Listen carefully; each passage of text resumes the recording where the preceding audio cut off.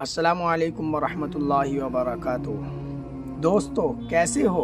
उम्मीद है कि आप सब खैरियत से होंगे। मेरी दुआ है कि अल्लाह तबारक व तआला आप सबको ऐसे ही हंसता और मुस्कुराता हुआ रखे, आपकी परेशानियों को दूर रखे, आप एकदम सेहत के एतबार से तंदुरुस्त रहे।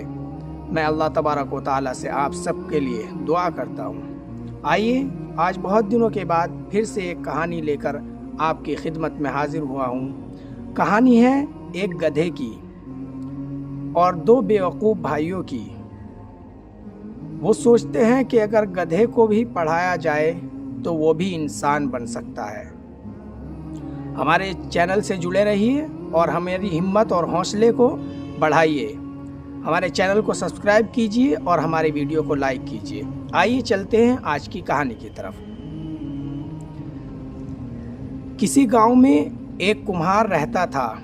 उसके दो बेटे थे, इस्माइल और शफीक। इस्माइल अक्लमंद था जबकि शफीक बेवकूफ़ था।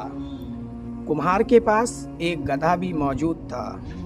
वो मिट्टी के बर्तन बनाकर उन्हें गधे पर लाद कर बेचने जाता। उससे उसके घर का गुजारा होता था। वक्त गुजरता रहा, उसके बेटे जवान हो गए। उसका बड़ा बेटा उसके साथ मिट्टी के बर्तन बनवाता और साथ ही शहर बाजार में बेचने भी जाता था। वो प्राइमरी तक पढ़ा हुआ था जबकि शफीक बहुत नालायक था।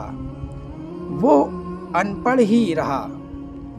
कुम्हार की बीवी का इंतकाल हो चुका था। उसकी बहन जो कि शादीशुदा थी, उसका नाम माहिरा था। वो उनके लिए खाना बनाकर देती थी। माहिरा ने अपने भाई को मशवरा दिया कि भाई, अब इन दोनों की शादियां कर दो ताकि इनको अपनी अपनी जिम्मेदारी टाइम पर एहसास होने लगे। कुम्हार ने दोनों बेटों की शादियां कर दी। अब चूँकि जब शादियां कर दी तो खर्चे भी बड़े हो गए। उनके बहुत ज़्यादा खर्चे होने लगे और कुम्हार भी बहुत ज़्यादा बीमार रहने लगा। तो उन्होंने मिट्टी के बर्तनों के साथ समोसे और आलू की नान की रेहड़ी भी लगा ली। उनका कारोबार काफ़ी चमक धमक से चल रहा था। कुछ अरसे के बाद कुम्हार का इंतकाल हो गया और घर की सारी जिम्मेदारी इस्माइल पर आ गई। क्योंकि शफीक तो टिक कर काम ही नहीं करता था। इस्माइल बाल बच्चों वाला हो गया तो उसकी बीवी ने कहा, ऐसे कब तक गुजारा होगा? शफीक को कह दे कि काम करे, नहीं तो हम यहाँ से कहीं दूर चले जाएंगे। उसकी अक्ल खुद ही ठिकाने आ जाएगी।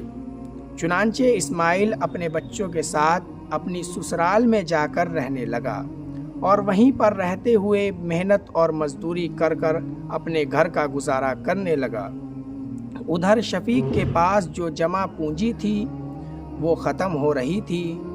उसने घर की चीज़ें बेचना शुरू कर दी। एक दिन उसकी बीवी ने कहा, हमारे पास तो कुछ भी नहीं बचा सिवाय इस गधे के, और हमारी तो औलाद भी नहीं है जो हमें कमाकर खिलाए। अब तो भाई इस्माइल भी नहीं रहे। मैंने लोगों से सुन रखा है कि अगर गधे को भी पढ़ाया लिखाया जाए तो वो भी इंसान बन जाता है। शफीक ये सुनकर बहुत खुश हुआ और कहने लगा कि अब तुमने अक्ल की बात की है, सीधी मेरे दिल को लगी है आपकी बात। मैं आज ही मास्टर साहब के पास जाऊंगा और गधे को लेकर मैं भी आपके साथ चलूंगी, उसकी घरवाली बोली। फिर गधे का बस्ता तैयार कर और उसे स्कूल छोड़कर आएंगे।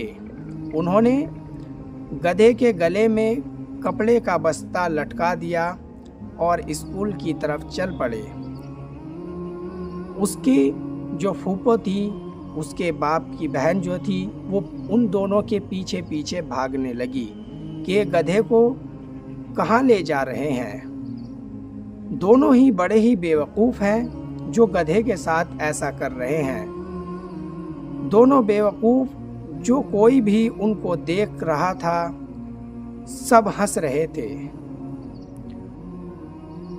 اب وہ دونوں گئے اور جانے کے بعد اسکول کے گیٹ پر جب وہ گدھے کو لے کر کے پہنچے تو بہت سارے بچوں کو اس گدھے نے دیکھ کر اپنا رخ موڑ لیا اور رک گیا۔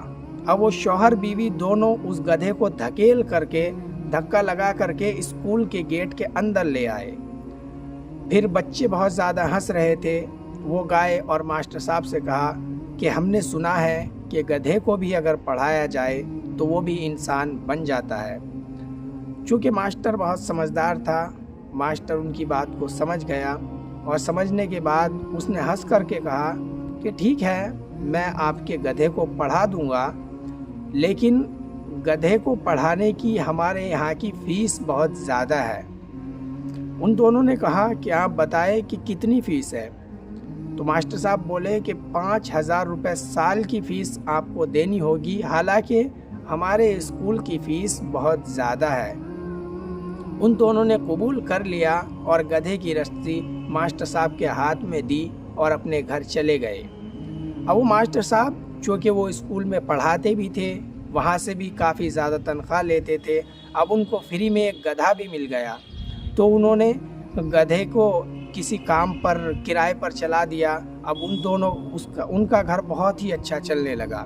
لیکن یہ جو دونوں بیوقوف گدھے تھے، شوہر اور بیوی، یہ دونوں 1 سال کے بعد انہوں نے سوچا کہ اب تو ہمارا گدھا پڑھ لکھ لیا ہوگا، تو یہ دونوں اسکول کی اور جاتے ہیں اور جا کر کے ماسٹر صاحب سے کہتے ہیں کہ وہ ماسٹر صاحب، ہمارا جو بیٹا تھا وہ گدھا تھا، ہم اس کو اپنا بیٹا مان کر کے آپ کے پاس چھوڑ کر گئے تھے، اب تو وہ پڑھ لکھ لیا ہوگا، اب اس کو ہمارے حوالے کر دو اور اپنی 5,000 روپے کی فیس ہم سے لے لو۔